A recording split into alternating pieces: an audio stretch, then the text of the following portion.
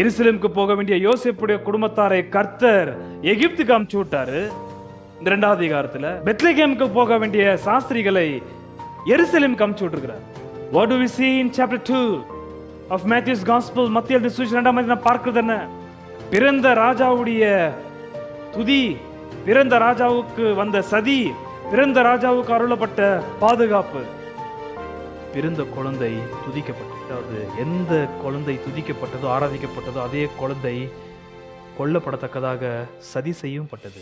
கிராமத்தின் ராஜாவாகிய இயேசுநாதரை தொழுது கொள்வதற்கு 2 முக்கியமான அடிப்படையான அம்சம் தேவை. அந்த 2 முக்கியமான அம்சம் இல்லாவிட்டால் இந்த இயேசுநாதரை தொழுது கொள்ளுதல் ஆராதனை தப்பாக இருக்கும். 2 ரொம்ப அவசியம். அந்த 2ம் இந்த சாஸ்திரிகளுக்கு அருளப்படுகிறது. குழந்தையை தொழுது கொள்ளும்படியாக ஒரு கூட்டம் இருக்கிறதோ அதே குழந்தையை கொல்லத்தக்கதாக இன்னொரு கூட்டமும் இருக்கும்.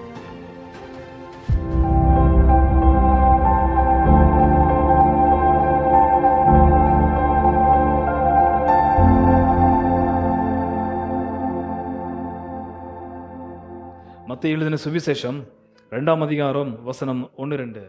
ஏரோது ராஜாவின் நாட்களில் யூதேயாவில் உள்ள பெத்லெகேமிலே இயேசு பிறந்த பொழுது கிழக்கிலிருந்து சாஸ்திரிகள் எருசலேமுக்கு வந்து, யூதருக்கு ராஜாவாக பிறந்திருக்கிறவர் எங்கே? கிழக்கிலே அவருடைய நட்சத்திரத்தை கண்டு அவரை பணிந்து கொள்ள வந்தோம் என்றார்கள். Now after Jesus was born in Bethlehem of Judea in the days of Herod the king, Magi from the east arrived in Jerusalem, saying, Where is he who has been born King of the Jews? For we saw his star in the east and have come to worship him. மரியாளம் ஆண்டவராகிய இயேசுநாதரை பிறப்பிக்கும் பொழுது யோசேப்பும் மரியாள் தாயாரும் பாலகனாக இருந்த இயேசுநாதரும் Bethlehem என்பதான ஊர்ல இருந்தார்கள். எருசலேமிலிருந்து பெத்லகேமுக்கு குறைஞ்சது 10 கிலோமீட்டர் தூரம் தான்.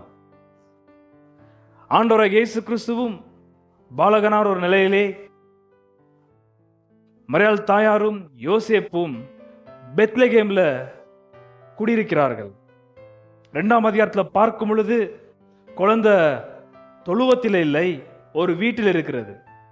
ஆகையால் குழந்தை பிறந்து சில மாதங்கள் அல்லது 1 வருஷம் அல்லது 1 வருஷம் தாண்டி கூட இருக்கலாம். அடுத்து என்ன? நாசரேத்து ஊர்ல இருந்த யோசேப்புக்கும் மரியாள் தாயாருக்கும் பிறக்க போற குழந்தை குறித்தான செய்தியை சொல்லி அவர்களை பெத்லகேம்ல கொண்டு வந்து குழந்தையை பிறக்க செய்து ஒரு பெரிய அற்புதமான காரியம் நடந்து முடிந்தது. அடுத்து நடக்க வேண்டியது என்ன என்பதான கேள்விக்கு பதில், where this child has to be grown, எந்த இடத்துல இப்ப இந்த குழந்தை வளர வேண்டும்? பிறந்த இடம் பெத்லகேம். இப்ப இந்த குழந்தை எங்க வளர வேண்டும்? இந்த குழந்தையுடைய வளர்ச்சி எங்க என்பதான கேள்விக்கு பதில் யோசேப்புடைய பார்வையில நான் உங்களுக்கு கொஞ்சம் காண்பிக்க விரும்புகிறேன், கர்த்தருடைய ஆவியினுடைய உதவினாலே. எந்த இடத்துல இந்த குழந்தை வளர வேண்டும்? யோசேப்பு கிட்ட 1ஆம் அதிகாரத்துல தூதன் வந்து தரிசனத்துல பேசும் பொழுது தாவீதின் குமாரனே என்று சொல்லி, தாவீது பிறந்த ஊராகிய பெத்லகேமிலே தாவீதின் வம்சத்திலிருந்து வந்த கிறிஸ்து என்பதான ஆண்டவராகிய இயேசுநாதர் பிறந்தார். யோசேப்புடைய பார்வையிலே இப்ப இயேசுநாதருடைய வளர்ச்சி, இயேசுநாதருடைய அரசாட்சி மெய்யாக நடக்க வேண்டியது எருசலேம். எனக்கு தெரிஞ்சு யோசேப்பு ஆவலாய் காத்து கொண்டிருக்கிறார். பெத்லகேம் என்பதான ஒரு வீட்டில் அவர் வாழ்ந்து கொண்டு, அவங்களுடைய சொந்த ஊர் வந்து நாசரேத்து. இருவருடைய ஊரும் நாசரேத்து தான் அவர்கள் வளர்ந்ததாக நமக்கு தகவல் இருக்கிறது மத்தேயு லூக்கா அந்த சுவிசேஷத்தில். ஆனால் பெத்லகேம்ல வந்து குழந்தை பிறப்பித்து மறுபடியும் அவர்கள் போகவில்லை. எதற்காக அங்க கொண்டு வரப்பட்டார்கள்? கர்த்தருடைய ஆலோசனையில் நீங்கள் பார்க்கும் பொழுது லூக்கா தெளிவான தகவல் உண்டு. 2ஆம் அதிகாரத்தில் சென்சஸ் முதல் முறை எடுக்கப்படுகிறது. ஆகையால் அந்த ஒரு சென்சஸ்க்காக அவர்கள் அந்த இடத்துல கொண்டு வரப்படுகிறார்கள். இது கர்த்தருடைய பெரிய ஒரு நடத்துதல். அது முடிந்து அவர்கள் மறுபடியும் நாசரேத்து ஊருக்கு போகவில்லை. அதே இடத்துல வீடு வாடகைக்கு எடுத்தோ அல்லது சொந்த வீடு வாங்கியோ ஆக மொத்தத்தில் ஒரு வீட்டில் வந்து யோசேப்பும் மரியாள் தாயாரும் குழந்தையும் வாசம் பண்ணி கொண்டிருக்கிறார்கள், வசித்துக் கொண்டிருக்கிறார்கள். யோசேப்பு எதிர்பார்த்து கொண்டிருப்பது இன்னொரு சொப்பனம். இன்னொரு சொப்பனத்திலே நான் இந்த குழந்தையை எங்க கொண்டு போய் இப்பொழுது வளர்க்க வேண்டும். தாவீதுடைய பிறந்த ஊராகிய இந்த பெத்லஹீமாய்ட் என்பதான பெயர் தாவீதுக்கு கொடுக்கப்பட்டது 1 சாமுவேல் 16 அதிகாரத்திலே. அதே போல பெத்லகேமிலே தாவீதின் வம்சத்திலிருந்து பிறந்த இந்த மகா நித்தியமான ராஜா பிறந்தாயிற்று. இப்பொழுது இந்த ராஜா எங்க வளர வேண்டும், இப்பொழுது இந்த ராஜா எங்க அரசாள வேண்டும் என்று பார்க்கும் பொழுது யோசேப்புக்குள்ளாக ஓடிக்கொண்டிருப்பது ஜெருசலேம். மெல்கி சதேக்கு குறித்து ஏதாவது அறிவு யோசேப்புக்கு இருந்தா என்று எனக்கு தெரியவில்லை. ஆனால் யோசேப்பு ஒரு நீதிமான் இருந்தபடியால் ஒட்டுமொத்த நியாயப்பிரமாணமும் யோசேப்புக்கு நன்றாய் தெரியும். ஆகையால் மெல்கி சதேக்கை பற்றியும் யோசேப்புக்கு நன்றாய் தெரியும். அந்த மெல்கி சதேக்கு தான் இந்த எருசலேம் சாலேம் என்பதான சமாதானத்தின் நகரமாகிய இந்த ஊருக்கு முதல் ராஜாவாக இருந்ததாக ஆபிரகாமுடைய காலகட்டத்தில் நாம் பார்க்கிறோம். அதுக்கப்புறம் இந்த சியோன் மலை சூழ்ந்திருக்கிற இந்த எருசலேம் நகரத்திற்கு ராஜாவா இருந்து தாவீது.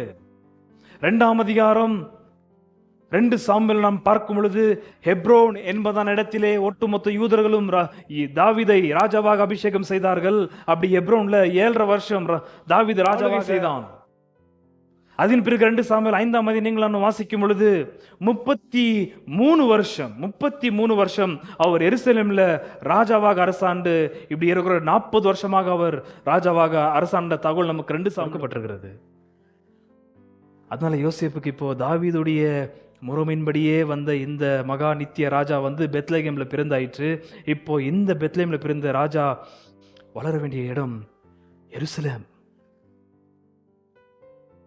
அந்த ஒரு சொப்பனு கிடைக்குமா, தேவதூதன் வருவாரா என்பதன் அடையாளத்திற்காக யோசேப்பு காத்து கொண்டிருக்கும் பொழுது எருசலேமுக்கு போய்ந்து யோசேப்பு அல்ல, மாறாக எருசலேமுக்கு வேற யாரோ போயிட்டு இருக்கிறாங்க. 2ஆம் அதிகாரம் 1 இல்ல 2ஆம் அதிகாரம் 1.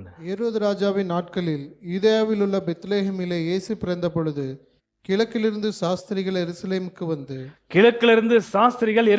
வந்தார்கள். எருசலேமுக்கு ஆக்சுவலி போக வேண்டியது பெத்லெகேமில் இருக்கிற யோசேப்பும் தன்னுடைய குடும்பமும். ஏனால் எருசலேம்ல தான் கிறிஸ்துவுடைய அரசாட்சி நடக்க வேண்டியதா இருக்கிறது. அப்புறம் வசனத்தை கொடுத்து வாசிப்பேன். எருசலேமுக்கு போக வேண்டியது யோசேப்பும் தன்னுடைய வீட்டாரும் போக வேண்டியதா இருக்கிறது. நித்திய ராஜாவாக பிறந்த இந்த கர்த்தரை, குழந்தையா இருக்கிற இந்த கர்த்தரை யோசேப்பு எருசலேம்ல கொண்டு போயிட்டு அந்த இடத்துல இவரை வளர்த்து அந்த இடத்துல தான் இவர் ராஜாவாக அரசாள வேண்டியதா இருக்கிறது. ஆனால் இவங்க போகாம கிழக்குல இருந்து சாஸ்திரிகள் சில பேர் வந்து எருசலேமுக்கு வந்திருக்கிறாங்க. யார் இவங்க? இவங்க எதற்காக எருசலேமுக்கு போனார்கள்? எருசலேமுக்கு போக வேண்டிய யோசேப்புடைய குடும்பத்தாரை கர்த்தர் எகிப்துக்கு அனுப்பிச்சு விட்டாரு. இந்த 2ஆவது அதிகாரத்துல பெத்லகேமுக்கு போக வேண்டிய சாஸ்திரிகளை எருசலேமுக்கு அனுப்பிச்சு விட்டுருக்கிறாரு. எருசலேம் ஏரோதால இருக்க வேண்டியது அந்த இடத்துல. 5ஆம் அதிகாரம் வசனம் 35. பூமியின் பேரிலும் சத்தியம் பண்ண வேண்டாம், அது அவருடைய பாதப்படி.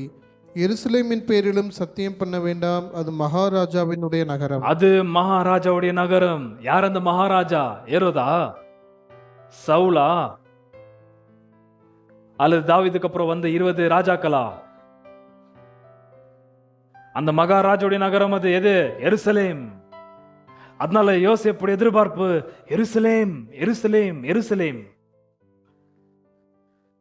பட் கர்த்தர் அவர் அம்சிந்து எகிப்துக்கு. Go to Egypt. What do we see in chapter 2 of Matthew's Gospel? மத்திய சுவிசேஷம் 2ஆம் அதிகாரம் பார்க்கிறது என்ன?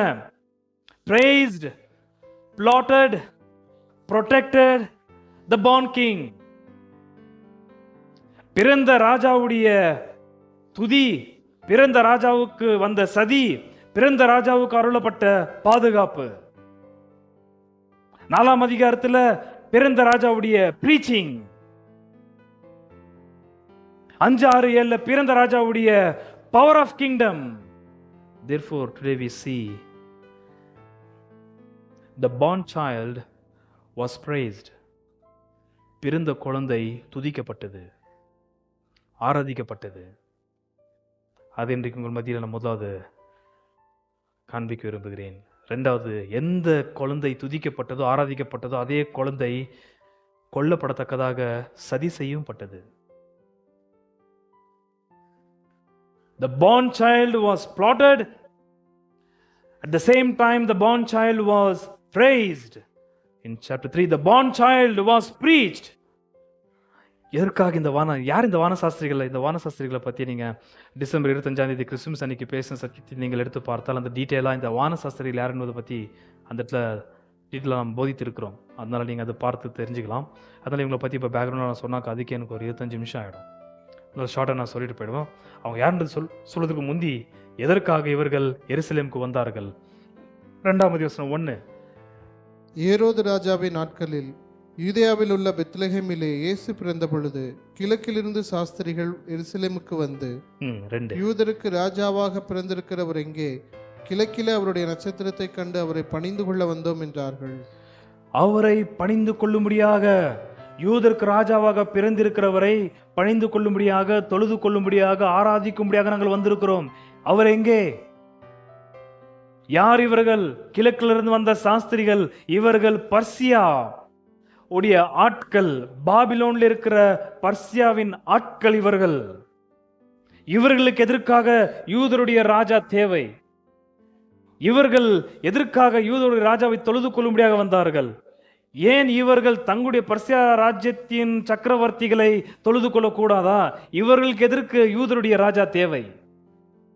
அதற்கெல்லாம் முக்கியமான காரணமே பாபிலோன்ல சரியாக கொண்டு போகப்பட்ட தானியேல்.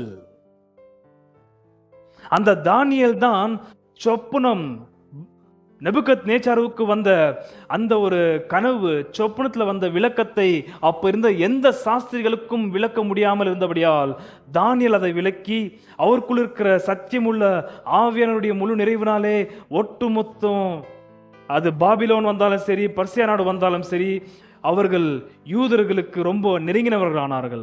அதற்கு காரணமே தானியேல் தான். ஆகையால் தானியேல் ரொம்ப தெளிவாக சொல்லியிருந்தார் 9ஆம் அதிகாரத்துல, இந்த யூதருடைய ராஜா எப்படி பிறப்பார், இந்த ராஜா எப்படி சங்கரிக்கப்படுவார், எல்லாமே தெளிவாக தானியேல் சொல்லியிருந்தபடியால் தானியேலை பின்பற்றின அங்கிருந்த சாஸ்திரிகள்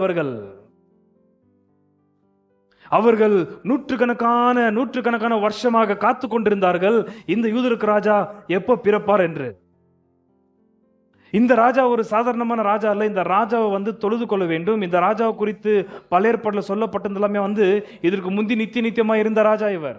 வேதாமத்தின் ராஜாவாகிய இயேசுநாதரை தொழுது கொள்வதற்கு 2 முக்கியமான அடிப்படையான அம்சம் தேவை. அந்த 2 முக்கியமான அம்சம் இல்லாவிட்டால் இந்த இயேசுநாதரை தொழுது கொள்ளுதல், ஆராதனை தப்பாக இருக்கும். 2 ரொம்ப அவசியம். அந்த 2ம் இந்த சாஸ்திரிகளுக்கு அருளப்படுகிறது. யாராவது இயேசுநாதரை தொழுது கொள்ள வேண்டும் என்றால் அவர்களுக்கு 2 விஷயம் அடிப்படையாக ரொம்ப தேவை. அந்த 2 விஷயம் இல்லாமல் இந்த மகிமையின் இயேசுநாதரை தொழுது கொள்வது கூடாத காரியம். அப்படி தொழுது கொண்டால் தப்பாக தான் போகும். இயேசுநாதரை குழந்தை இயேசுவாக தொழுது கொள்ள முடியாது. அவர் இன்னும் குழந்தையா இல்லை.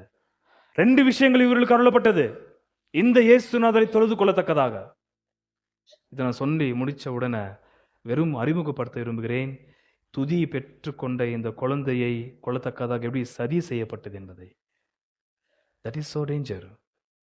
எந்த குழந்தையை தொழுது கொள்ளும்படியாக ஒரு கூட்டம் இருக்கிறதோ அதே குழந்தையை கொள்ளத்தக்கதாக இன்னொரு கூட்டமும் இருக்கும். என்ன இவர்களுக்கு அருளப்பட்டது?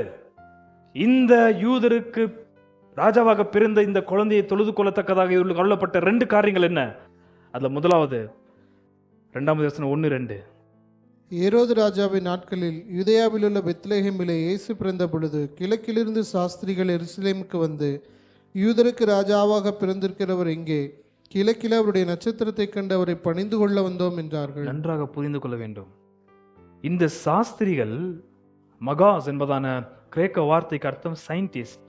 இவர்கள் குறி சொல்ற ஆஸ்ட்ராலஜர்ஸ் கிடையாது, பட் ஆஸ்ட்ரோனாமர்ஸ். இவர்கள் வான சாஸ்திரிகள், குறி சொல்ற ஆட்கள் அல்ல. இவர்கள் சொப்பனத்தை வியாக்கரணம் செய்கிற தானியேல் போல இருக்கிற ஞானிகள், சயின்டிஸ்ட். இவர்கள் யூதருக்கு ராஜாவாக பிறந்தவரை தொழுது கொள்வதற்கு, அவரை குறித்து அவர் எங்க பிறந்தார் என்பதான தகவலை எருசலேமில் இருக்கிற அரண்மனைக்குள்ளாக போய் ஏரோது கிட்ட அந்த தகவலை கேட்கும் பொழுது அவர்கள் சொல்ற வார்த்தை, கிழக்கிலே நாங்கள் அவருடைய நட்சத்திரத்தை கண்டோம். ரெண்டு விஷயங்கள் இந்த இடத்துல கொடுக்கப்படுது. இந்த யூதருக்கு ராஜாவாக பிறந்த இயேசுநாதரை அறிந்து தொழுது கொள்ளத்தக்கதாக. இவர் யார் என்று தெரியாமல் இவரை தொழுது கொள்ள போகிற எந்த கூட்டமும் இவரை தப்பா தொழுது கொள்ளதான் வாய்ப்பு உண்டு. இவர் யார் என்று தெரிந்து இவருக்கு மெய்யான ஆராதனை எடுக்க வேண்டும் என்றால் ரெண்டு விஷயம் ரொம்ப அவசியம். அதுல முதலாவது, இவங்களுக்கு அருளப்பட்ட நட்சத்திரம் ஸ்டார். ஸ்டார் வசனம் 2 தமிழ். யூதருக்கு ராஜாவாக பிறந்திருக்கிறவர் எங்கே? கிழக்கிலே அவருடைய நட்சத்திரத்தை கண்டு அவரை பணிந்து கொள்ள வந்தோம் என்றார். நன்றாக கவனிக்க வேண்டும். கிழக்கிலே அவருடைய நட்சத்திரத்தை கண்டு அவருடைய நட்சத்திரத்தை நாங்கள் பார்த்தோம். அவருடைய நட்சத்திரம் அது. இதுதான் இவர்கள் கரெக்டாக வியாக்கரணம் செய்கிற நல்ல சாஸ்திரிகள் இவர்கள்.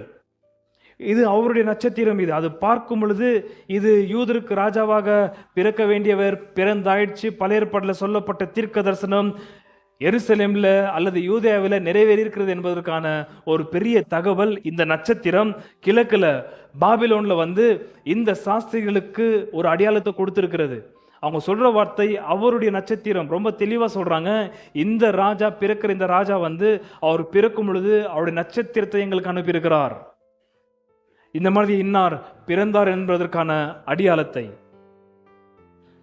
அந்த நட்சத்திரம் சும்மா அவங்களுக்கு ஒரு வெளிச்சத்தை கொடுக்கவில்லை.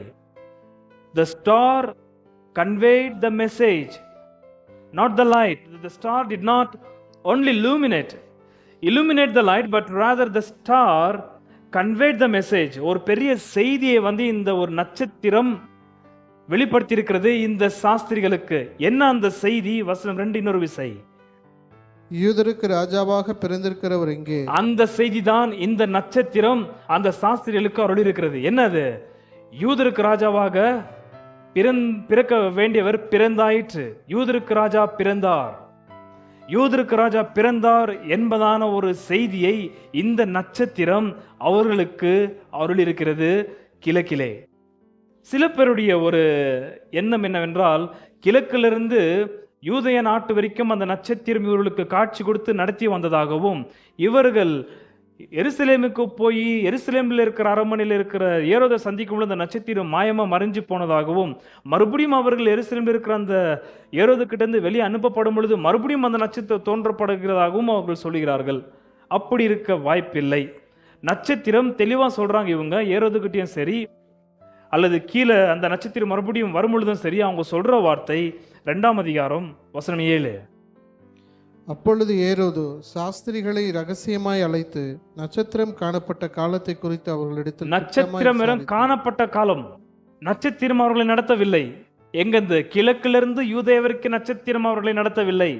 நட்சத்திரம் காணப்பட்டு அந்த நட்சத்திரத்திலிருந்து ஒரு செய்தி வந்தது, அவங்களுக்கு மெசேஜ் ஆச்சு. என்ன மெசேஜ் அது? யூதருக்கு ராஜா பிறந்துட்டாரு. பிறக்கிற நாள்ல அந்த நட்சத்திரம் போச்சா, பிறப்புக்கு முந்தி போச்சா, பிறந்தாய் ஒரு நாளைக்கு அப்புறம் போச்சான்னு தெரியல. ஆக மொத்தத்தில் யூதருக்கு ராஜா பிறந்த செய்தியை இந்த நட்சத்திரம் வந்து இந்த சாஸ்திரிகளுக்கு பர்சியா நாட்டில், அதாவது பாபிலோன்ல வந்து காட்சி கொடுத்திருக்கிறது கிழக்கு சைடில். 2:9. ராஜா சொன்னதை அவர்கள் கேட்டு போகையில், இதோ அவர்கள் கிழக்கிலே கண்ட நட்சத்திரம் பிள்ளை இருந்த ஸ்தலத்திற்கு மேல் வந்து நிற்கும் வரைக்கும் அவர்களுக்கு முன் சென்றது. நன்றாக கவனிக்க வேண்டும். இங்கே தான் நட்சத்திரம் இவங்களை நடத்துது. எங்க வரைக்கும்? பிள்ளை இருக்கிற இடம் வரைக்கும். ஆனால் கிழக்கிலிருந்து யூதேயா வரைக்கும் நட்சத்திரம் நடத்தவில்லை.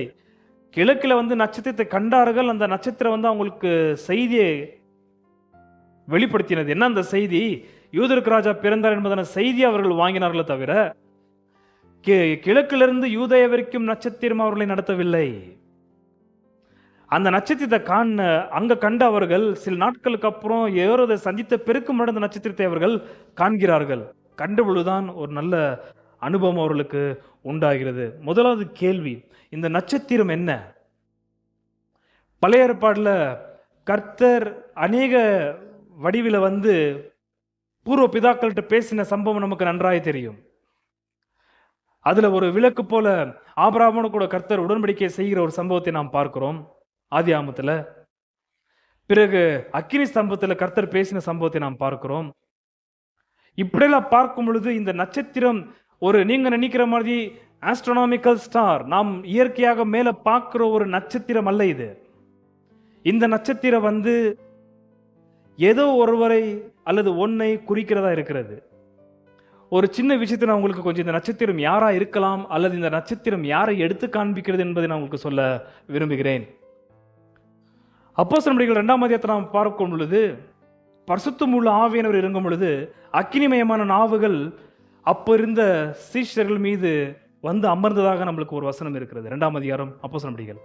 பரிசுத்தமுள்ள ஆவியானவர் இறங்குற அந்த ஒரு பலத்த காற்றின் சத்தம் போல முழக்கம் உண்டாகி அக்கினிமயமான நாவுகள் வந்து சீஷர்கள் மீது உட்கார்ந்ததான ஒரு சம்பவத்தை நாம் பார்க்கிறோம். ஆகையால் அடியன் நினைத்து பார்ப்பது, இந்த ஒரு நட்சத்திரம் பரிசுத்தமுள்ள ஆவியானவருடைய நல்ல ரோலை வந்து அழகாக செயல்படுகிறது. புறாவை போல பரிசுத்தமுள்ள ஆவியானவர் இறங்கின சம்பவத்தை நாம் வந்து 3ஆம் அதிகாரத்தில் இயேசுநாதர் ஞானஸ்நானம் எடுக்கும் பொழுது பார்க்கிறோம். புறா போல பரிசுத்தமுள்ள ஆவியானவர் இறங்கி வந்தார். வெளிச்சம் போல தான் வந்தார். அந்த புறாவுடைய ஷேப்ல வெளிச்சமாக இறங்கி வந்த சம்பவம் 3ஆம் அதிகாரத்தில் நாம் பார்க்கிறோம். ஆனால் இந்த நட்சத்திரம் பரிசுத்தமுள்ள ஆவியனுடைய ஒரு அருமையான ஒரு ஊழியத்தை செய்கிறபடியால் இந்த நட்சத்திரம் பரிசுத்தமுள்ள ஆவியனை தான் எடுத்து காண்பிக்கிறது. உதாரணத்திற்கு 12ஆம் அதிகாரம், இதே மத்திய சுவிசேஷம் 12 22 நீங்க வாசின்னு போங்க. தமிழ்ல 22 வாசின்னு போங்க. அப்பொழுது பிசாசு பிடித்த குருடும் ஊமையுமான ஒருவன் அவரிடத்தில் கொண்டு வரப்பட்டான். குருடும் ஊமையுமானவன் பேசவும் காணவும் தக்கதாக அவனை சுஸ்தமாக்கினார். ஜனங்கள் எல்லாரும் ஆச்சரியப்பட்டு, தாவீதின் குமாரன் இவர்தானோ என்றார்கள். பரிசேயர் அதை கேட்டு, இவன் பிசாசுகளின் தலைவனாகிய பெயல்செபூலினாலே பிசாசுகளை துரத்துகிறானே அல்லாமல். ஓகே, நான் ஸ்ட்ரைட்டாக மேட்ருக்கு போயிடுறேன். ஓகே, டீட்டெயிலாக பேச டைம் இல்லை. என்ன குற்றஞ்சாட்டுதல் இவர் மேலே? இயேசுநாதர் குருடும் ஊமையுமானவனை பிசாசு பிடிச்சு அவனை குருடனாகவும் ஊமையாகவும் ஆக்கியிருக்கிறது. அவன் வந்து கர்த்தர் சொஸ்தமாக்குறாரு. பிசாசை ஓடிட்டு அவனுக்கு காதும் கேட்குது, கண்ணும் தெரியுது. அப்படி சொஸ்தமாக்கின பிறகு எல்லோரும் இவரை தாவீதின் குமாரனா இவர் என்பதான ஒரு ஆச்சரியத்தினால் அவரை பார்த்து கொண்டிருக்கும் பொழுது கூட இருக்கிற ஆட்கள், முக்கியமாக பரிசேயர் குற்றச்சாட்டு வந்து பியல்செபூல் என்ற பெரிய பேயினால, பிசாசு அதிபதினால குட்டி பிசாசுங்களை துரத்துற ஒரு மந்திரவாதி இவர் என்று இவரை பற்றி தப்பான ஒரு விஷயத்தை பிரபலப்படுத்துகிறார்கள். அதற்கு கர்த்தர் ஸ்ட்ரைட்டாக நீங்கள் வாசிக்க வேண்டியது வசனம் 28. நான் தேவனுடைய ஆவியினாலே பிசாசுகளை துரத்துகிறபடியால். நன்றாக கவனிங்கள். நான் யாரால பிசாசுகளை துரத்துகிறேன்? பரிசுத்தமுள்ள ஆவியானவரால் நான் பிசாசுகளை துரத்துகிறேன் என்று ஆண்டவராகிய இயேசு கிறிஸ்து சொல்கிறார். அப்ப அவர்கள் பியல்செபூல் என்று சொன்னது யார்? பரிசுத்தமுள்ள ஆவியின் வல்லமையினாலே பிசாசுகளை துரத்திய இயேசுநாதரை பார்த்த அவர்கள் பியல்செபூல் என்பதன அதிபதியாக பிசாசுடைய தலைவனாகிய வல்லமையை கொண்டு, அவனுடைய வல்லமையை கொண்டு இவர் குட்டி பிசாசுகளை துரத்தி கொண்டிருக்கிறார் என்பதான ஒரு குற்றஞ்சாட்டுதலை வைத்தார்கள். அதற்கு இயேசு சொல்ற வார்த்தை, நான் பரிசுத்தமுள்ள ஆவியினாலே நான் பிசாசுகளை துரத்துகிறேன். அப்ப அவர்கள் பியல்செபூல் என்று சொன்னது யாரை? யாரை? பரிசுத்தமுள்ள ஆவியானவரை. புரியுதுங்களா? இப்போ அந்த ஆவியானுடைய ஊழியம் எப்படிப்பட்டது என்பதை வந்து இயேசுநாதர் வசனம் 30 சொல்றார். கவனியுங்கள். 12:30. என்னோட இராதவன் எனக்கு விரோதியா இருக்கிறான், என்னோட சேர்க்காதவன் சிதறடிக்கிறான். என்னோட கூட இராதவன் யாரு? என்னோட கூட இராதவன் யாரு? என்னோட கூட சேர்க்காதவன் யார்? நன்றாக கவனித்திருக்கலாம். அவங்க குற்றஞ்சாட்டியது என்ன? பியல்செபூல்னாலே இவன் இந்த குட்டி பிசாசுகளை துரத்துகிறான் என்பது பயங்கரமான ஒரு தூஷணத்துக்கு அடுத்த குற்றஞ்சாட்டுதல் அது. அதற்கு இயேசுநாதர் சொன்ன வார்த்தை, என்னோட இராதவன் எனக்கு விரோதியா இருக்கிறான். யார் என்னோட கூட இராதவன்? ஓகே, இப்போ உங்களுக்கு கொஞ்சம் வாசகம் 25 வாசிங்க. 25.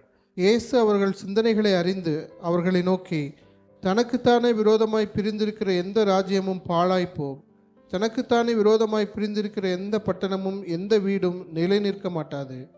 சாத்தானை சாத்தான் துரத்தினால் தனக்கு விரோதமாக தானே பிரிவினை செய்கிறதா இருக்குமே. அப்படி செய்தால் அவன் ராஜ்யம் எப்படி நிலை நிற்கும்? நான் பெயல்செபூலினாலே பிசாசுகளை துரத்தினால் உங்கள் பிள்ளைகள் அவைகளை யாராலே துரத்துகிறார்கள்? ஆகையால் அவர்களே உங்களை நியாயந்திருக்கிறவர்களாய் இருப்பார்கள். நான் தேவனுடைய ஆவியினாலே பிசாசுகளை துரத்துகிறபடியால் தேவனுடைய ராஜ்யம் உங்களிடத்தில் வந்திருக்கு. நன்றாக கவனிக்க வேண்டும். என்னிடத்தில் இராதவன் என்று கர்த்தர் சொல்ற வார்த்தைக்கு அர்த்தம், பிசாசுடைய அந்தகார சேனை அவரிடத்தில் இல்லை, பியல்செபூல் இல்லை, அசுத்தாவிகள் தன்னிடத்தில் இல்லை.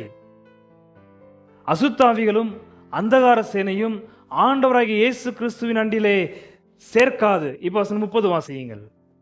என்னோட இராதவன் எனக்கு விரோதியா இருக்கிறார். என்னோட கூட இராதவன் யார்? அப்போ அதற்கு நீங்க சொல்ற பியல்செபூல் என்னோட கூட இருக்கிறவன் அல்ல.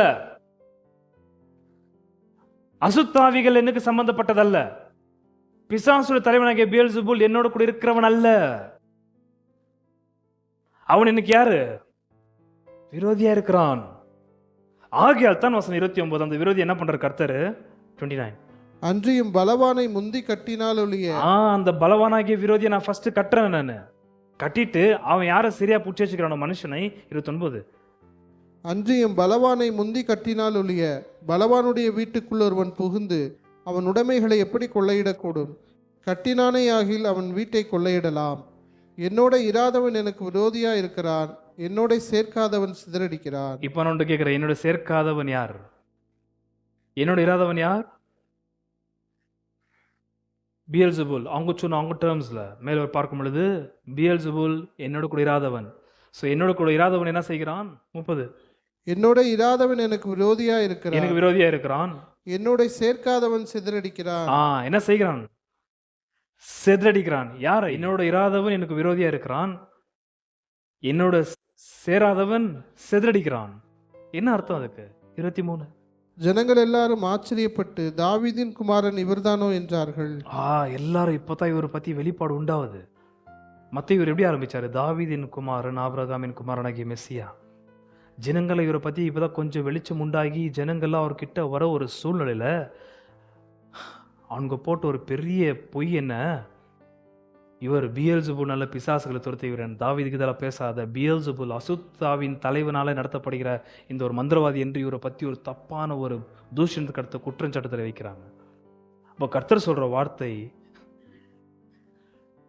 அவங்கள சேர்க்கிறது இன்னொருத்தருடைய வேலை, அவங்க என்னோட கூட சேர்க்காதபடிக்கு செதடிக்கிறது பியல்செபூலுடைய வேலை. ஆக்சுவலி பியல்செபூல் உங்ககிட்ட தான் இருக்கிறான் என்று இயேசுநாதர் ரொம்ப அப்படியே ரிவர்ஸா பேசிட்டு இருக்கிறாரு. இப்போ அந்த ஆங்கிள் நான் பேச விரும்பலை.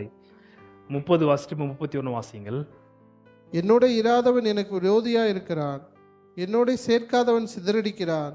ஆதலால் நான் உங்களுக்கு சொல்லுகிறேன், எந்த பாவமும் எந்த தூஷணமும் மனுஷருக்கு மன்னிக்கப்படும், ஆவியானவருக்கு விரோதமான தூஷணமோ மனுஷருக்கு மன்னிக்கப்படுவதில்லை. ஏன் 31 ஆவியானவர் பத்தி பேசுறாரு?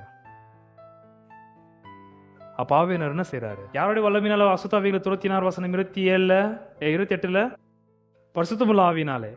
எதற்காக பரிசுத்தமுள்ள ஆவியினால இயேசுநாதர் அசுத்தாவியை துரத்தினார்? ஜனங்களை அவரிடத்திலே சேர்க்கும்படியாக. அப்ப சேர்க்கிற ஊழியம் யாருடையது? பரிசுத்தமுள்ள ஆவியினுடையது. என்னிடத்தில் இராதவன் பியல்செபூல், என்னிடத்தில் இருக்கிறவர் பரிசுத்தமுள்ள ஆவியானவர். ஆகியால் என்னிடத்தில் அவர் ஆட்களை சேர்க்கிறார். எதற்காக இவ்வளவு சொல்லிக் கொண்டு வந்தேன் என்றால், 2ஆம் அதிகாரத்துல சாஸ்திரிகளை கொண்டு வந்து சேர்த்தது யாரு? யார்கிட்ட கொண்டு வந்து சேர்த்தார் அவர்? ஆண்டவராகிய இயேசு கிறிஸ்துவினிடத்திலே கெட்டிங் கிறிஸ்துவண்டையிலே கொண்டு வந்து சேர்ப்பது பரிசுத்தமுள்ள ஆவியானவர். ஆகையால் ஒருவன் இயேசுநாதரை தொழுது கொள்ள வேண்டும் என்றால் அவனுக்கு அடிப்படையாக யார் தேவை? பரிசுத்தமுள்ள ஆவியானவர். அப்படி சொல்லி முடிச்சுட்டா போதாது. அதனால தான் பசுத்தம் போச்சுன்னா ஆவி ஆவி ஆவின்னு குச்சின்னு தொங்குறவெல்லாம் பண்ணிட்டு இருக்கிறாங்க. இப்போ அது மாத்திரம் போதாது. சாஸ்திரிகளுக்கு கர்த்தர் வெறும் பரிசுத்தமுள்ள ஆவியானவருடைய நடத்துதல் மாத்திரம் கொடுக்கவில்லை, இன்னொன்னும் கொடுத்தார். என்னது? சாப்டர் 2 4 5 6 அவன் பிரதான ஆசாரியர் ஜனத்தின் வேதபாரகர் எல்லாரையும் கூடி வர செய்து கிறிஸ்துவானவர் எங்கே பிறப்பார் என்று அவர்களிடத்தில் விசாரித்தார். அதற்கு அவர்கள், யூதேயாவில் உள்ள பெத்லெஹேமிலே பிறப்பார். அதேனென்றால், யூதேயா தேசத்தில் உள்ள பெத்லெஹேமே, யூதாவில் பிரபுக்களில் நீ சிறியதல்ல, என் ஜனமாகிய இஸ்ரவேலை ஆளும் பிரபு உன்னிடத்திலிருந்து புறப்படுவார் என்று தீர்க்கதரிசினால் எழுதப்பட்டிருக்கிறது என்றார்கள். வெறும் பரிசுத்தமுள்ள ஆவியானவர் மாத்திரமல்ல இந்த சாஸ்திரிகளுக்கு அருளப்பட்டது, தீர்க்கதரிசன வசனங்களும் இவர்கள் கேட்க வேண்டும். We need the Holy Spirit. At the same time, we need His scripture in order to serve and worship the Lord. பரிசுத்தமுள்ள ஆவியானவர் நமக்கு தேவை, அவரால் அருளப்பட்ட சத்தியமுள்ள வார்த்தையும் தேவை. சத்தியமுள்ள ஆவியானவர் நடத்துதனாலே யூதருக்கு ராஜா யூதருக்குள்ளே பிறந்தார் என்பதான செய்தியை கொடுத்த ஆவியானவர் எந்த இடத்துல பிறந்தார் என்பதான செய்தியை அவர்களுக்கு கொடுக்கவில்லை.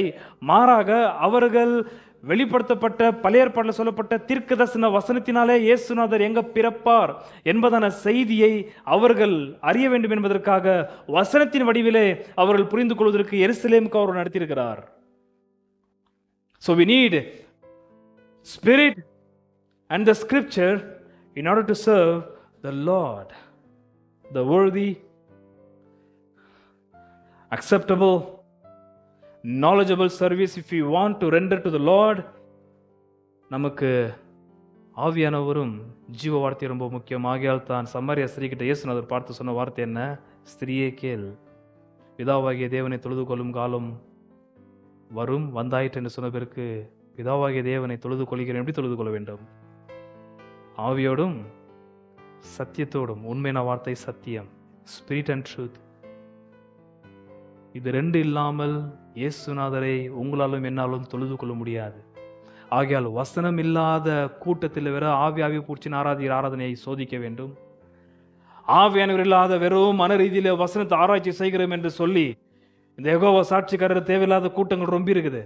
அந்த மாதிரி கூட்டங்களும் ரொம்ப இருக்கிறார்கள். நமக்கு இரண்டும் ரொம்ப ரொம்ப அவசியம். அடிப்படையாக பரிசுத்தமுள்ள ஆவியினரும் தேவை, இரண்டாவது திருவசனமும் தேவை. எதற்காக? இயேசுநாதரை தொழுது கொள்வதற்காக.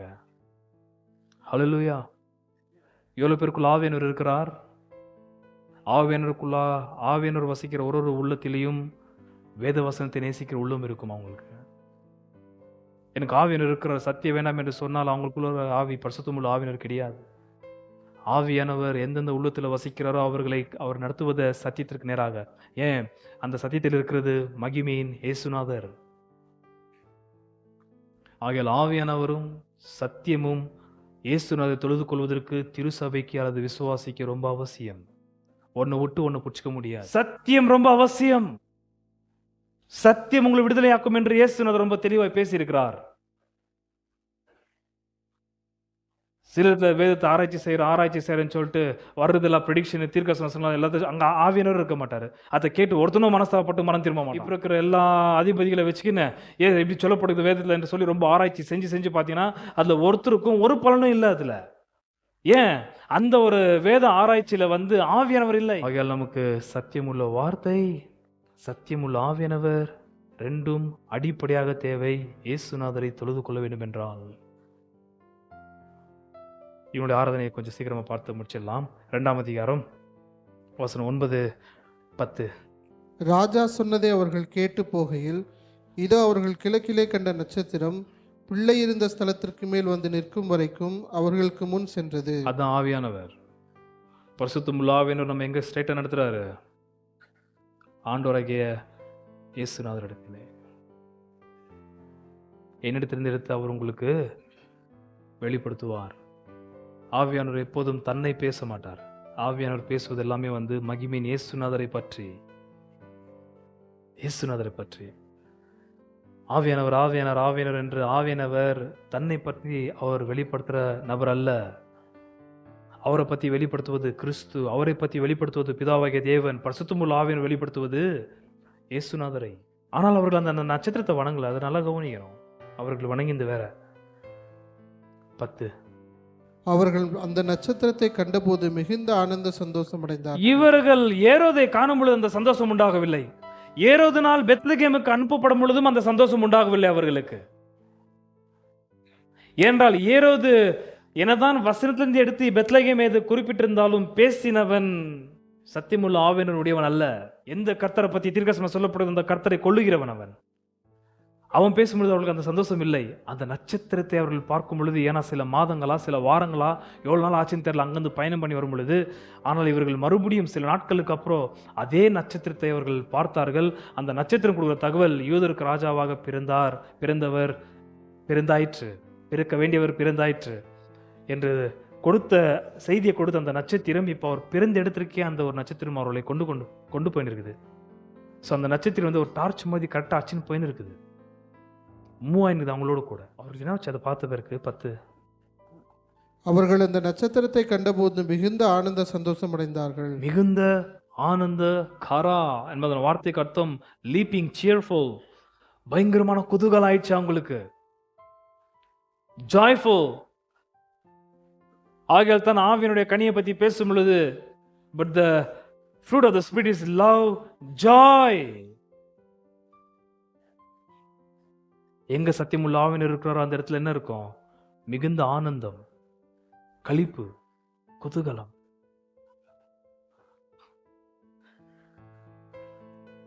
ஆனந்தமடைந்து 11 2:11. அவர்கள் அந்த வீட்டுக்குள் பிரவேசித்து பிள்ளையையும் அதன் தாயும் மரியாளையும் கண்டு சாஷ்டாங்கமாய் விழுந்து அதை பணிந்து கொண்டு தேவாவினவர் எப்போதும் ஒரு விசுவாசியை யார சாஷ்டாங்கமா நமஸ்கரிக்க வைக்கிறாரு? யாரை? ஆனா அசுத்தாவிகள் செய்யாதது. அசுத்தாவிகள் ஒரு ஆளை பூச்சி போய் இயேசுநாதர் தொழுதுகொள் என்று செய்யாது. அதனால தாங்க பேல்சபுலை பத்தி பேசின வார்த்தை.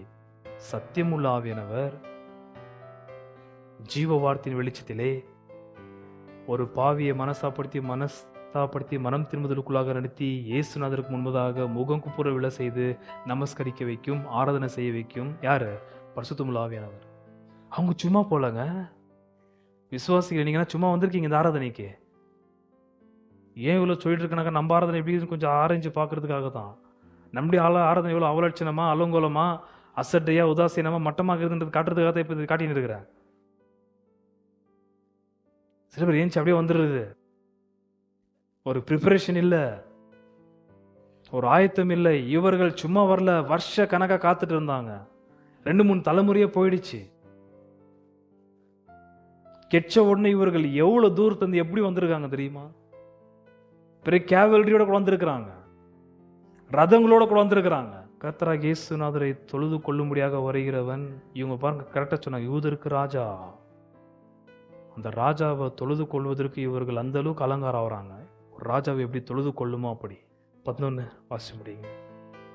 அவர்கள் இந்த வீட்டுக்குள் பிரவேசித்து பிள்ளையும் அதன் தாயாகிய மரியாளையும் கண்டு சாஷ்டாங்கமாய் விழுந்து அதை பணிந்து கொண்டு தங்கள் பொக்கிஷங்களை திறந்து பொன்னையும் தூப வர்க்கத்தையும் வெள்ளைப்புலத்தையும் அதற்கு காணிக்கையாக வைத்தார்கள். அந்த 3 விஷயங்களை வைக்கிறாங்க. பொன்னையும் தூப வர்க்கத்தையும் வெள்ளைப்புலம். இந்த 3 அம்சங்களை இயேசுநாதருடைய குழந்தைக்கு முன்பதாக, அவர் குழந்தையா இருக்கும்போது வணங்குறாங்க. அதை வைத்து அவர் முன்பதாக சாஷ்டாங்கமா விழுந்து அவரை ஆராதிக்கிறார்கள். இவங்க வெறுமையா வரல, வேற 3 ஐட்டம் தான் வச்சாங்க. அதனால 3 தான் கொஞ்சம் கொஞ்சமா ஏதோ குழந்தை வச்சாங்கன்னு நினைக்க வேண்டாம். அவங்க வந்து இந்த பெரிய கேரமல்ல வந்தாங்க. அவங்க பரிவாரத்தோடு கூட வந்து அந்த 3 அம்சங்கள், ராஜாவா இருக்கிறதுனால ராஜாவை அடையாளப்படுத்துகிற 3 பொருள்களை முன்வைத்து அவரை கனம் பண்ணி அவரை ஆராதிக்கிறார்கள். ஒரு விசுவாசி இயேசுநாதரை தொழுது கொள்ளும்படியாக வரும் பொழுது அவன் சத்தியமுள்ள ஆவியினவர்னாலும் ஜீவ வார்த்தையினாலும் எப்படி நடத்தப்படுவான்றது அவனை பார்த்தாலே தெரியும். ஒரு ப்ரிப்பரேஷன், என்ன ஒரு ஆயத்தம், எந்த அளவுக்கு அவனுடைய மனம் இயேசுநாதரை ஆராதிக்கிற அந்த ஆராதனையிலிருந்து திசை திரும்ப போகாதபடிக்கு ஜாக்கிரதையா அவன் வருவதை பார்க்கும்போதே தெரிஞ்சிடும். மோசமான ஒரு முடிவை நான் உங்களுக்கு சொல்ல விரும்புகிறேன். ரொம்ப மோசமான முடிவு இந்த ஏரோதுடைய முடிவு. வசனம் 3. ஏரோது ராஜா அதை கேட்ட பொழுது அவனும் அவனோட கூட எருசலேம் நகரத்தார் அனைவரும் கலங்கினார்கள். ஏன் கலங்கணும்? ஏன் கலங்கணும்? இது நடக்குது வந்து BC 4. அந்த BC இந்த வருஷத்தோட அவன் செத்து போயிடுறான். சாவை சந்திக்கிற ஒரு நபருக்கு கர்த்தர் சத்தியமுள்ள செய்தியை அனுப்பிச்சிருக்கிறாரு ரட்சிக்கப்படும்படியாக. அவன் சாவுடைய கடைசி வருஷம் அது. ஆகவே தான் இயேசுநாதர் பிறந்தது BC 4. BC 4 தான் அவன் சாவுறான். ஹெரோட் தி கிரேட். அவன் காதுல இந்த செய்தி போய் விழுது, யூதருக்கு ராஜா பிறந்துட்டாரு, உனக்கு தெரியாதா என்று கேட்டோன்னே இவன் சந்தோஷம் அடைந்து எங்க ஏது என்று வேதத்தை ஆராய்ந்து அவரை போய் தேடி அவரை தொழுது கொள்ளும்படியாக ஒரு நாடகம் ஆடுறானே தவிர அவனுடைய மரணத்திற்கு முந்தி வந்த அந்த அற்புதமான செய்தியை அவன் தகர்க்கிறான், கலங்குறான், பயப்படுறான். எதுக்கு நீ பயப்படுற? அவன் இருதயம் தண்ணி அலசுனா எப்படி அந்த தண்ணி சமாதானம் இல்லாமல் ஸ்டிரடாதோ அந்த மாதிரி அவனுடைய இருதயம் கலங்குது. ஆகையால் அவன் செய்கிற வார்த்தை 4. அவன் பிரதான ஆசாரியர் ஜனத்தின் வேதபாரகர் எல்லாரையும் கூடி வர செய்து கிறிஸ்துவானவர் எங்கே பிறப்பார் என்று அவரிடத்தில் விசாரித்தான். அவன் சொல்றது கவனிங்கள். அவங்க யூதருக்கு ராஜா என்று சொன்னார்கள். யாரு? சாஸ்திரிகள். யூதருக்கு ராஜாவாக பிறந்தவர் எங்கே? ஆனா இவன் சொல்ற வார்த்தை என்ன? கிறிஸ்து அல்லது மெஸ்ஸியா எங்க பிறப்பாரு? நன்றா கவனிக்கணும். He doesn't want to know who is Christ, but rather he wanted to know where he is to be born. எங்க அவர் பிறப்பார், பிறக்கிற இடம் தெரிஞ்சிச்சுனாக்கா அவர் ராஜான்றது வெளியே பப்ளிசைஸ் ஆகிறதுக்கு முன்னாடி நான் கொள்ளுவேன். ஆனால் அவரை தொழுது கொள்கிறவர்கள் எங்க கிறிஸ்து என்றால் யார் என்பதை அறிய விரும்புவார்கள். அந்த வார்த்தை நன்றாக தெரியுது, மெஸ்ஸியா எங்க பிறப்பார் என்று. வசனம் 5, அதற்கு அவர்கள் யூதேயாவில் உள்ள பெத்லெகேமிலே பிறப்பார். அதேனென்றால், யூதேயா தேசத்தில் உள்ள பெத்லெகேமே, யூதாவில் பிரபுக்களில் நீ சிறியதல்ல, என் ஜனமாகிய இஸ்ரவேலை ஆளும் பிரபு உன்னிடத்திலிருந்து புறப்படுவார் என்று தீர்க்கதரிசினால் எழுதப்பட்டிருக்கிறது என்றார்கள். அப்பொழுது ஏரோது சாஸ்திரிகளை ரகசியமாக அழைத்து நட்சத்திரம் காணப்பட்ட காலத்தை குறித்து அவரிடத்தில் திட்டமாய் விசாரித்து, நீங்கள் போய் பிள்ளையை குறித்து திட்டமாய் விசாரியுங்கள், நீங்கள் அதை கண்ட பின்பு நானும் வந்து அதை பணிந்து கொள்ளும்படி எனக்கு அறிவியுங்கள் என்று சொல்லி அவர்களை பெத்லெகேமுக்கு அனுப்பினார். என்று ரொம்ப மோசமான என்று சீக்கிரட்டா கூப்பிட்டு ஆசாரியர்களுடைய வேதத்தை வைத்து பெத்லெகேமத்தை அவன் நல்லா அதை நம்புறான். அவன் பிறந்துட்டாருன்னு நம்புறான், பெத்லெகேமில் தான் பிறந்தான்றதை நம்புறான். இவங்களும் ஸ்டாரை பார்த்துருக்குறாங்க, ஸ்டாருடைய செய்தியை கேட்டிருக்கிறாங்க.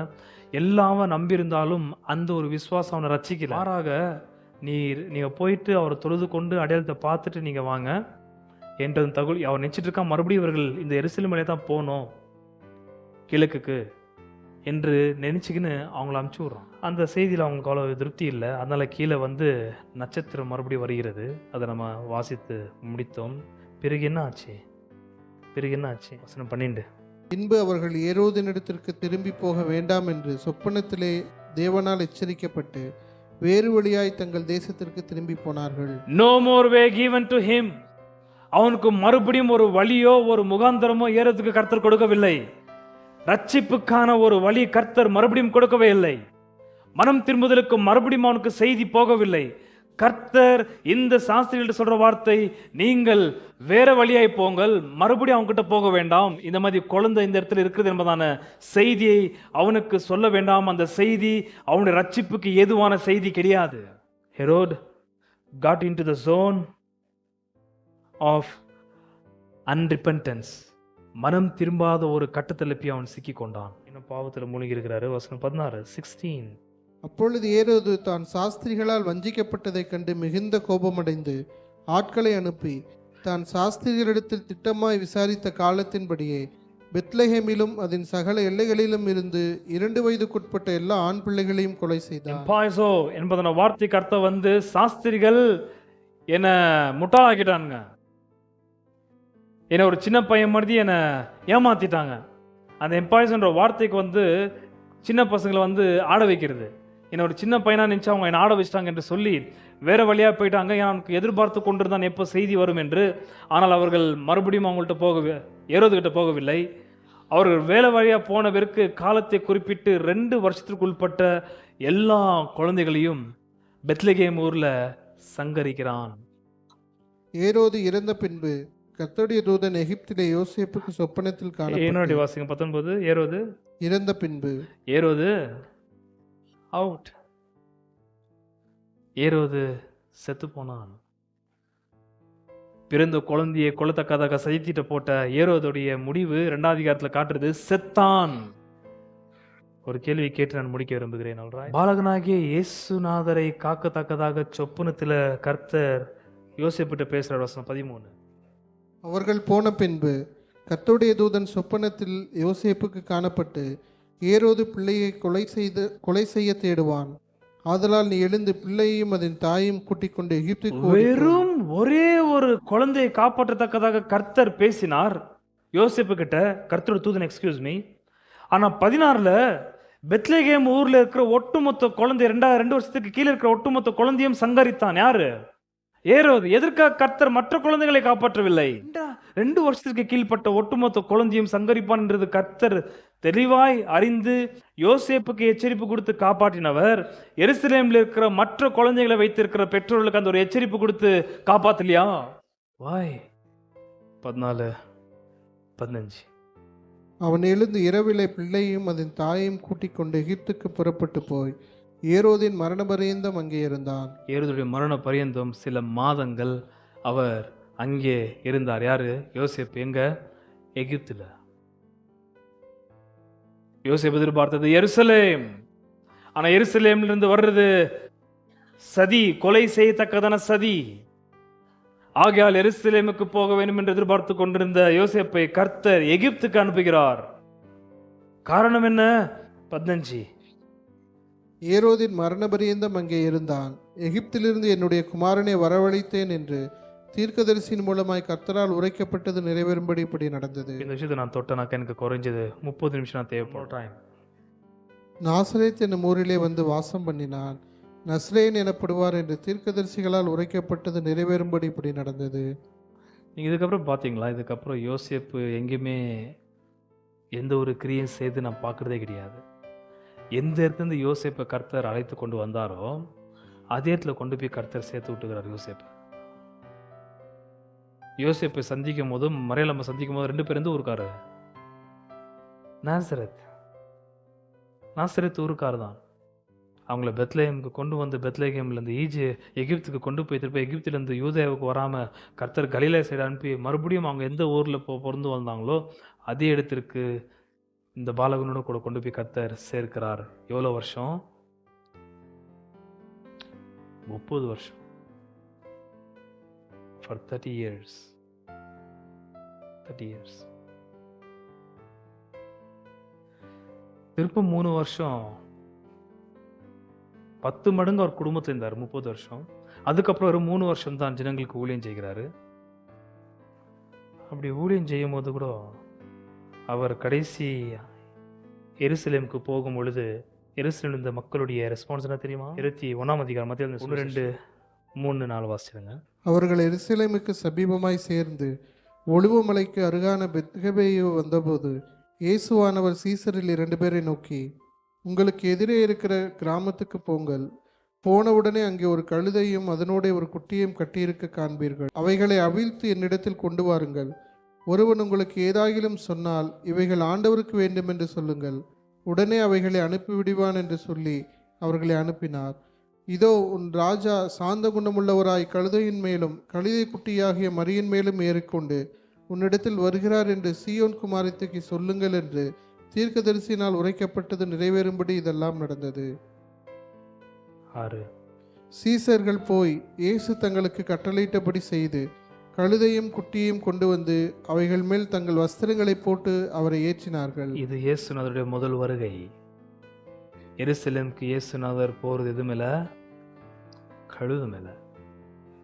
ஜனங்கள் இவர் யாருன்றது கூட தெரியாது. திரளான ஜனங்கள் தங்கள் வஸ்திரங்களை வழியிலே விரித்தார்கள். வேறு சிலர் மரக்கிளைகளை தரித்து வழியிலே பரப்பினார்கள்.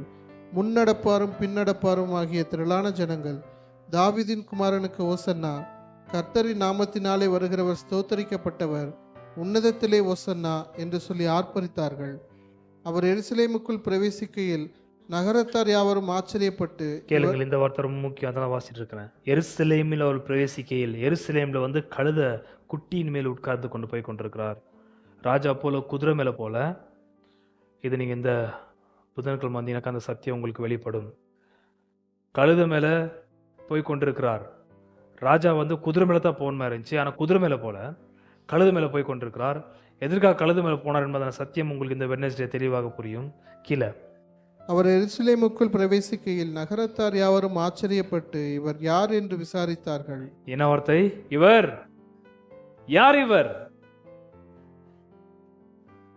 அப்போ 33 வருஷமா இயேசுநாதர் பூமியில் இருந்தாலும் அவருடைய மகாராஜா என்று சொல்லப்போற நகரமாகிய எருசலேம்ல இவர் யார் என்பதான கேள்விக்கு பதில் அங்க இருக்கிறவங்களுக்கு யாருக்குமே தெரியாது. சுவிசேஷ புஸ்தகத்திலே அவர் யார் என்பதான கேள்விக்கு பதில் அவருடைய ஜனங்கள் தவிர வெளிச்சிருக்கிறவங்களுக்கு யாருக்குமே தெரியாது. உங்களுக்கு எனக்கு தெரியும் இந்த இயேசுநாதர் யார் என்று. யார் இவர்? பிறந்த இந்த குழந்தை யார்?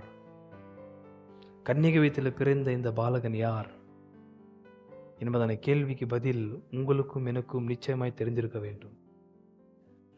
இவர் யார்? பாவிகளுடைய பாவத்தை கழுவி சுத்திகரிக்கிற இயேசு, முழு தெய்வத்துவம் நிறைந்து தேவனாய் நம்ம கூட வசிக்கிற இம்மானுவேல், பரிசுத்தமுள்ள ஆவினரை கொண்டு நம்மை அபிஷேகிக்கிற மெசியா, ஒட்டுமொத்த ராஜாக்களும் என்னுடைய பாதப்படியில வைத்திருக்கிற ராஜாதி ராஜா இவர். இப்போ அது உங்களுக்கு எனக்கு தெரியும். ஏன்? இந்த சீன் நம்மளுக்கு யார் கொடுத்திருந்து? நட்சத்திரமாகிய பரிசுத்தமுள்ள ஆவியானவர். ஹalleluya. நெக்ஸ்ட் வருவார். வெளிப்படுத்துதல் 19ஆம் அதிகாரம். குதிரையில் வருவார். கழுதை குட்டி மேல இல்லை, வெள்ளை குதிரையில் வருவார். அப்போ இவர் யாருன்றது ஒட்டுமொத்த உலகத்துக்கு தெரிந்திருந்தாலும் ஏரோதுக்கு எப்படி சத்தியமுள்ள சுவிசேஷன் செய்தி பிரயோஜனம் இல்லாமல் இருந்ததோ, அப்பொழுது அவர்கள் இவர் யார் என்று தெரிந்திருந்தாலும் அந்த ஒரு நாலேஜ், அந்த ஒரு ரெவலேஷன் அவர்களுக்கு எந்த விதத்திலும் பிரயோஜனம் இருக்காது. ஆகையால் இயேசுநாதரை கண்டு விசுவாசிக்கிறவனை பார்க்கிலும் கர்த்தராகிய இயேசு சொன்ன வார்த்தை என்ன? என்னை காணாமல் விசுவாசிக்கிறவன் யார்? அது There shall be showers of blessing. This is the promise of love.